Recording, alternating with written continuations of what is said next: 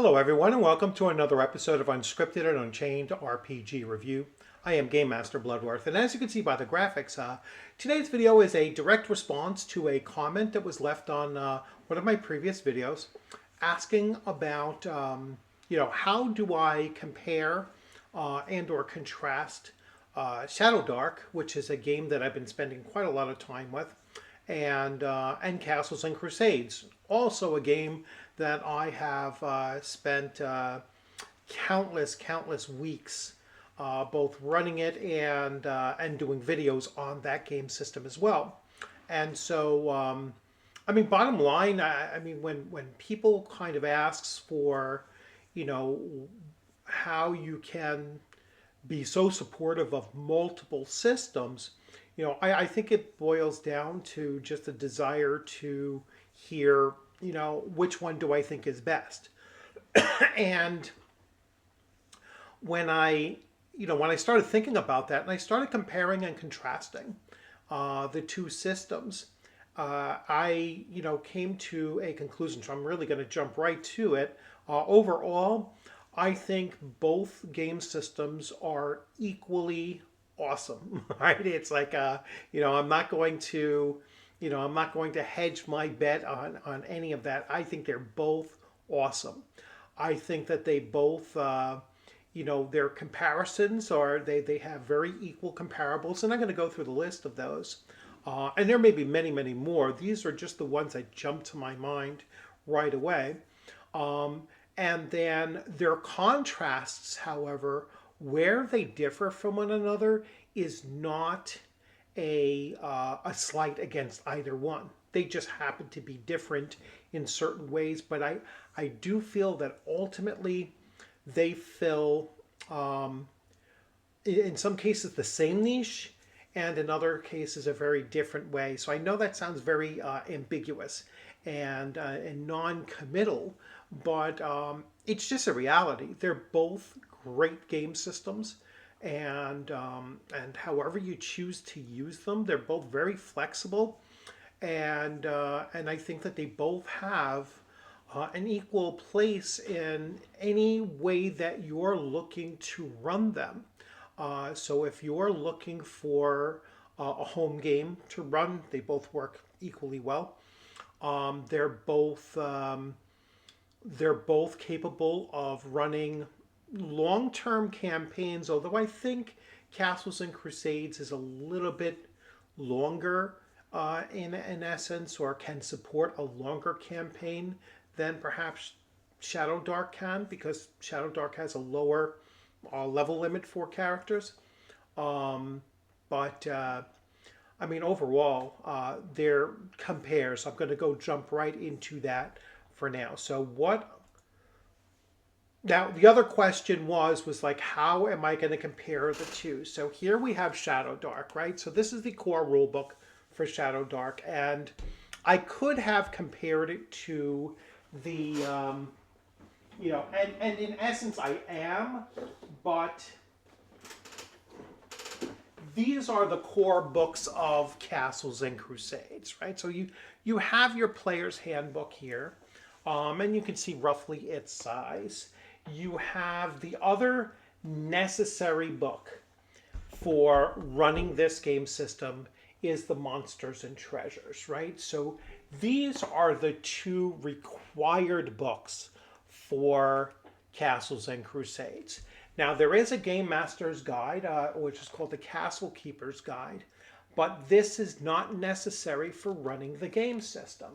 So, as a contrast, this is all that you need for ShadowDark. All right, so one book, roughly 330 some odd pages long, compared to, two books that are going to push a little over or very close to 600 pages long. They're about twice the length between the two books.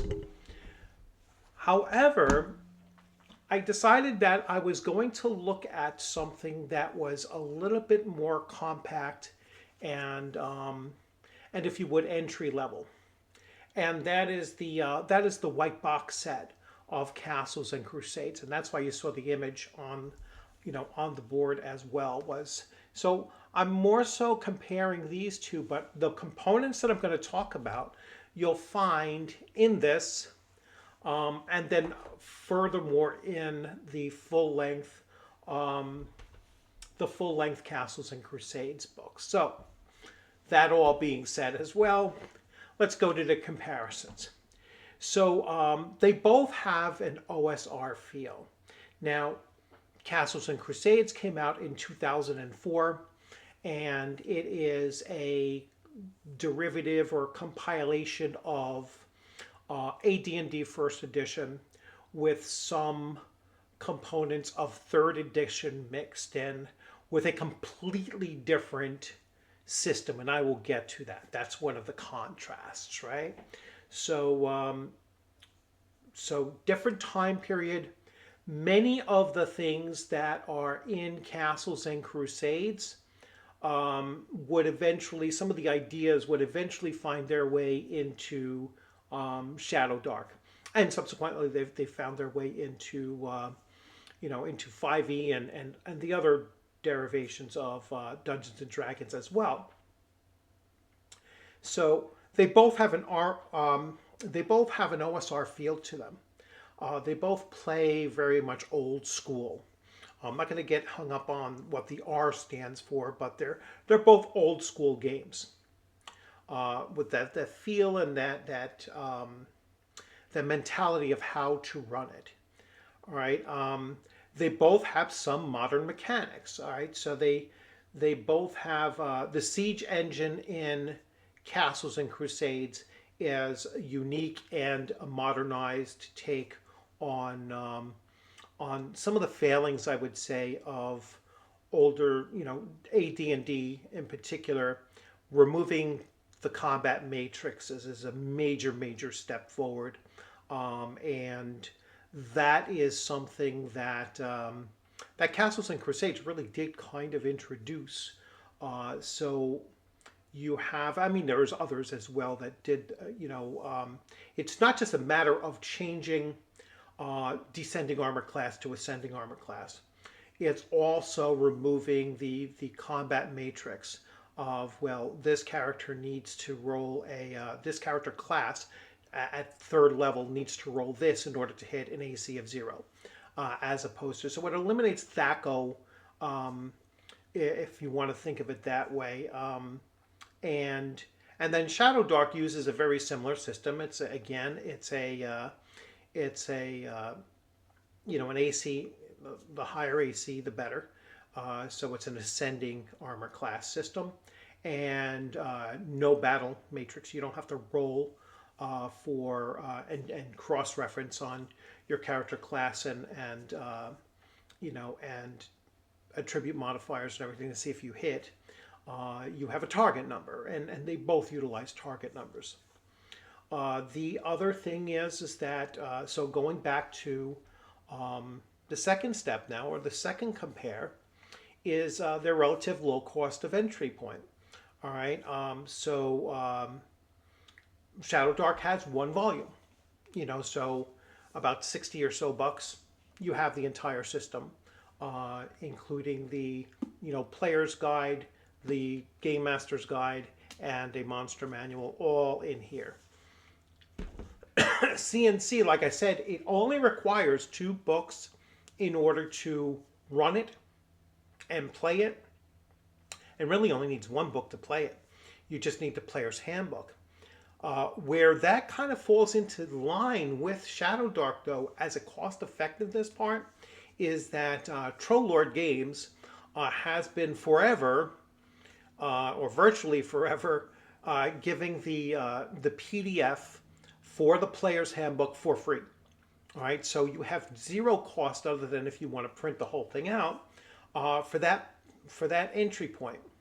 So all you would technically need to play the game is a free PDF, and you can play this game fine. All you need to be a castle keeper, which is the game master, is buy this book. All right, and you can get that in PDF as well. So you can actually get away with the cost of just 1 PDF in order to run that entire system.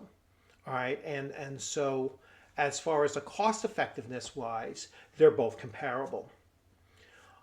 The third point of comparison is that they're both gritty and potentially lethal in combat. All right, both are using a system where it is not the default that you start with maximum hit points at first level, and they both really do have neither have death saves per se. ShadowDark does heal faster if you get a full night's of uninterrupted rest. So you will recover everything that you lost during the previous Game World's day if your character gets a full rest, and Castles and Crusades does not do that. However, you're not dead in a certain number of rounds in Castles and Crusades like you are in ShadowDark once you go below 0 level or 0 hit points or below. So you'll die much faster technically in ShadowDark than you will in Castles and Crusades. They both have a fast-paced combat system. Again, they eliminate the combat matrices, and you're just rolling to hit a target number. And eventually you'll kind of learn those target numbers as well. So when the player is actually rolling their d20 and they know that someone is wearing, their opponent is wearing chainmail armor plus a shield, they know that it's probably a 15 or a 16 right off the bat that they need to roll in order to hit. The siege engine in Castles and Crusades makes it a little bit easier to hit because it has a basic to hit roll, which is an addition to your rolls, your combat rolls. So if you have a fighter that's 8th level, they're getting a +8 to that roll.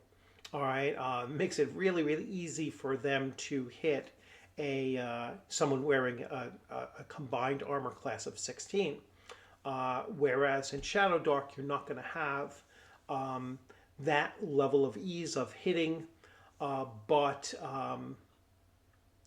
things don't have the same number of hit points that you'd find in Castles and Crusades too. So it also kind of balances out. But they also both have some depth beyond combat. So they're not, and this is the fourth point. It's fast-paced combat, but combat isn't the only thing in both games. I just read yesterday the section on gameplay in ShadowDark where Kelsey Dion, tells everyone to think beyond your character sheet, and you get the same guidance and tone coming from Castles and Crusades as well. And then my final point that I was going to make on them, as far as to compare, is that they're both excellent convention and one-shot gameplay systems. I've run ShadowDark now at a convention. Very, very easy to play and run it. A lot of fun to play and run it. I have been running Castles and Crusades in my home game for months now. And again, very easy system to pick up and play and run with it. They're both equally suitable for a convention setting because your players, you'll find that your players will buy into the high action of both systems. They'll buy into the fast-paced nature of the combat, and they will also buy into, at least in my opinion, and from what I've always experienced both as a player and a game master at conventions, players tend to think beyond their character sheet in conventions. They're willing to take on much riskier moves than they would in their home games. And this is something that actually Eric Tenkar mentioned last night during my interview with Eric from Tenkar's Tavern. And Don Zamora, also from Wizard Tower Games, also kind of reiterated this idea too, that when you're playing in conventions, there's a totally different dynamic. There's a different way that players play at conventions, and there's a different way that game masters run games at conventions. And they're both equally suited for that. So that's my last of the compares. Now the contrasts. Um, CNC is far more complex if you're using the hard books. And there's a number of rule books behind me that you'll see supplemental rule books that add more and more complexity to Castles and Crusades. Now, Castles and Crusades has been around for 20 years.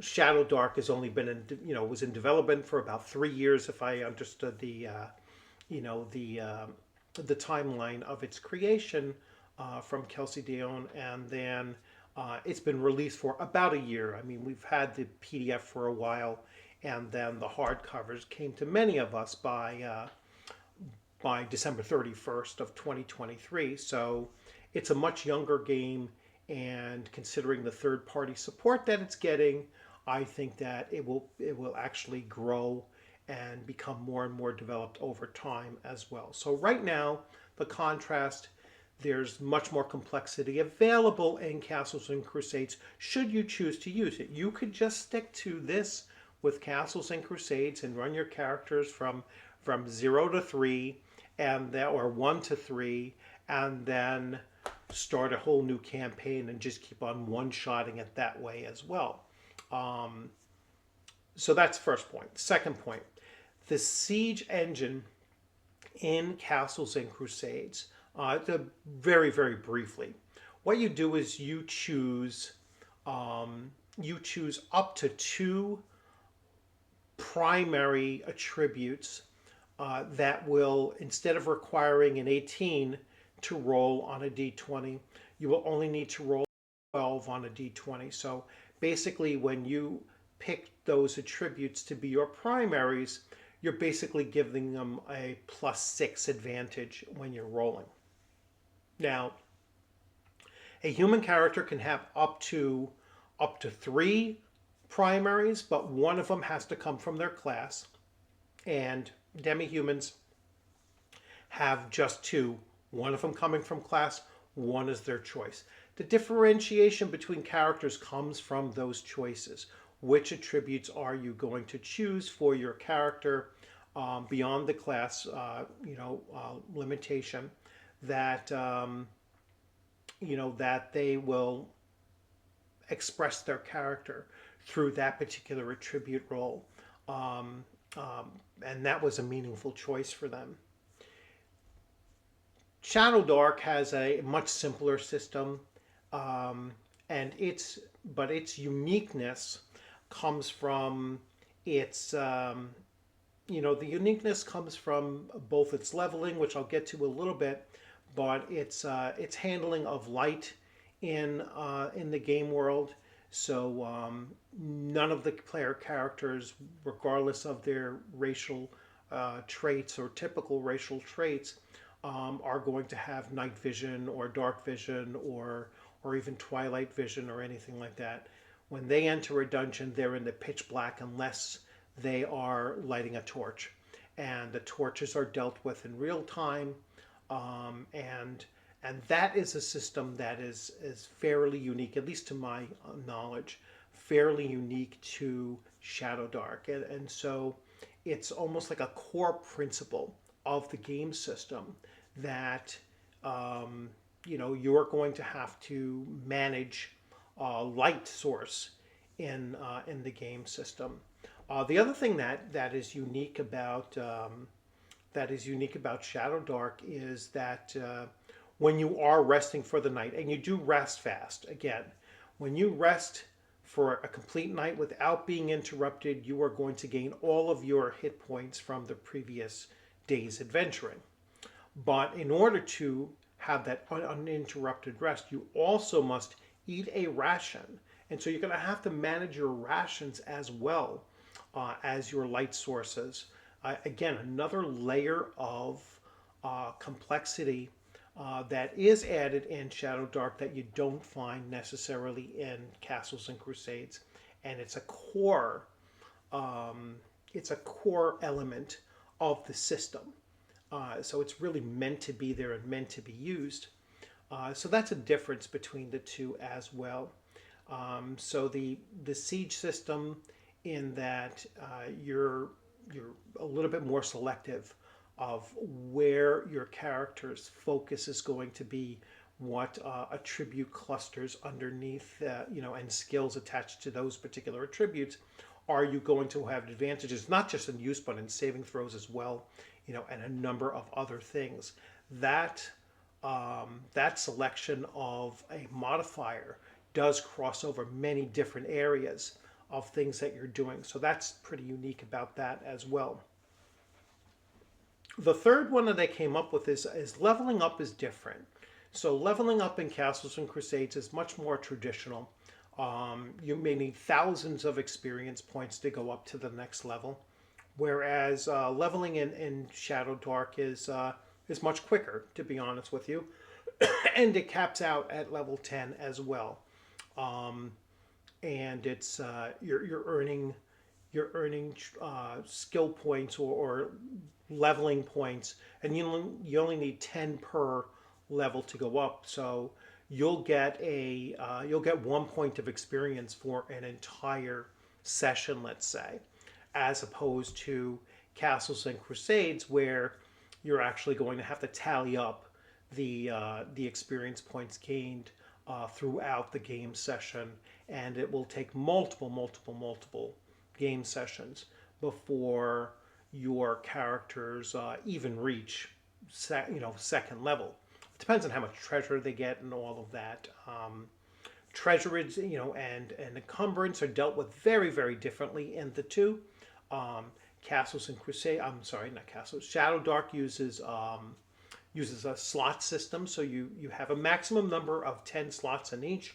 It's based on your strength, and once those slots are used for equipment, and then your other is skills that you've gained, those are all that you have at that point. Leveling up also grants the growth of features, right? So features are rolled randomly in ShadowDark, so you don't exactly know what your bonuses are going to be, whereas the features in Castles and Crusades are both class-based and level triggered.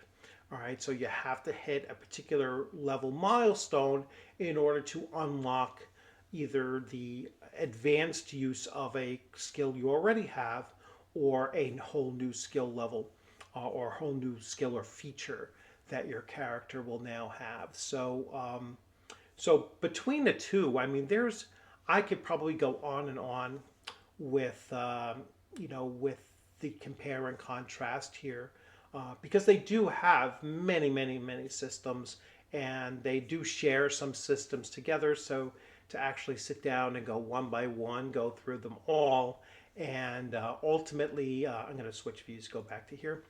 Ultimately, I think, if you play both games or you've run both games, I think that you're probably walking away with the feeling that they're both equally great games, and they are going to fill a slightly different role between them, and that's where we get to that question that I've heard often, because I push a lot of OSR on my channel, obviously, and independent games and everything, and every once in a while someone will say or ask the question, when do you have too many OSR or D&D derivative games?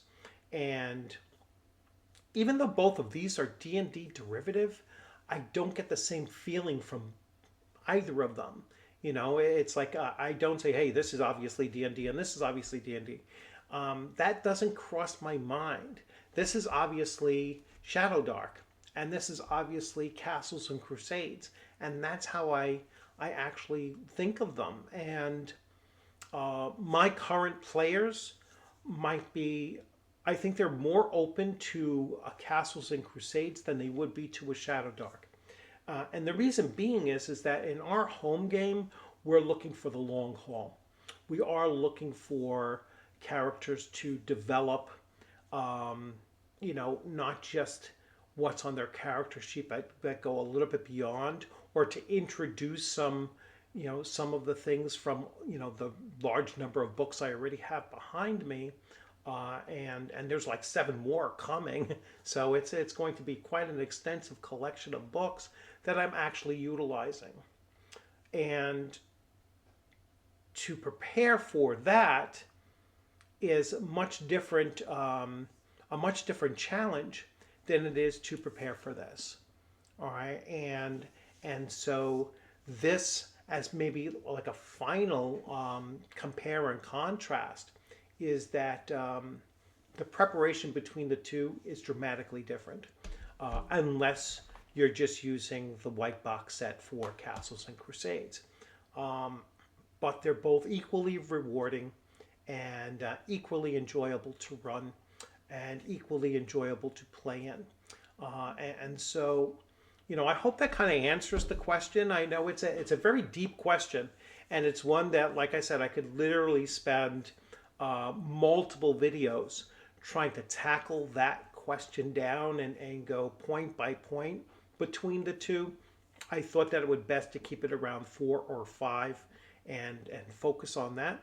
But I hope that did answer the question, and I really appreciate those comments in there that really put me into the mode of like, hey, I got to think about this, and I want to actually do a little bit of reading and do a little bit of research and come up with bullet points on it. So I really appreciate comments like that. Thank you, and and for everyone else, you are always welcome to put a comment in the comment section. I can't always promise that I will be able to respond the very next day. So this is a real quick response, and it's not common for me to get back to it. But it was a great question, and I wanted to jump right in while I was already thinking about it. So if you are passing through, please consider subscribing. The numbers are always thrown out there. It was like, 60% of the people that visit my channel aren't subscribed, and that's almost universal, I think, across the board. So many of us travel from one video to the next and everything, and but it's a simple system to just click subscribe, hit the alert button so you'll get alerts for new stuff coming down the pike. I do have a lot coming out for the remainder of the month of May, and I just dropped on two different purchases. One Kickstarter, and another is just a direct purchase from a company. So those will be coming out very soon. The Kickstarter I will be talking about tonight in a live stream. I am interviewing Joseph Block from the Greyhawk Grognard YouTube channel, as well as he is the creator, author, and publisher of Adventures Dark and Deep. And he currently has a Kickstarter rolling tonight. And tonight we are going to be talking about both his YouTube channel and his current Kickstarter, which I believe ends on Wednesday. So I backed it today, and just in prep for the interview tonight. So be on the lookout for that at 9 p.m. Eastern Time this evening. And it should be a great show, a great interview. I'm really looking forward to it. I've wanted to interview him for a while because Greyhawk happens to be my favorite D&D setting. It's one that I've gone to several times, and the one I played in the longest. So really looking forward to that discussion tonight. And for everyone else, enjoy the rest of your week, and try to catch tonight if you can. And subscribe if you haven't subscribed, and definitely leave your comments in the comment section so that I can then respond to them, and hopefully you will help me find the content that you are most interested in. So you will have a great rest of your day, and take care.